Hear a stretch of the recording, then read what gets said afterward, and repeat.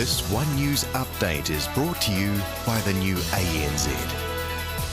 A new report is recommending rockfall remediation as a way of saving dozens of homes on Christchurch's Port Hills.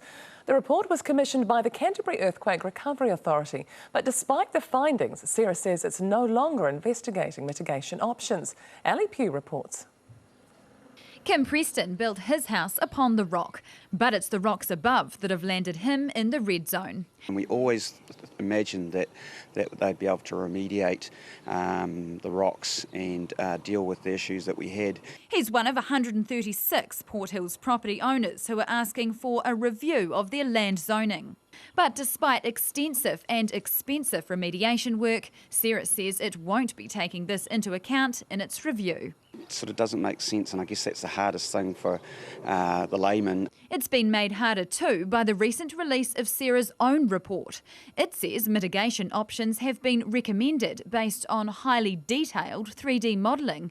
It says 30,000 linear metres of barriers will protect 95% of the properties. None of the people who are offering these solutions were prepared themselves to guarantee these particular mitigations. David Mason, whose own geotech assessment showed his house could be protected, says mitigation would save millions from the buyout deal. If they looked at them individually, there would be a huge saving to everybody to mitigate each one of those individually.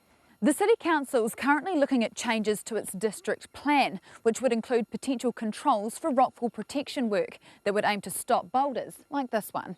So we as a council are going to have to say, well, what standards they're going to be built to, and what's the maintenance standards. The City Council's meeting next month to discuss where to from here. Ali Pugh, One News. This One News update is brought to you by the new ANZ.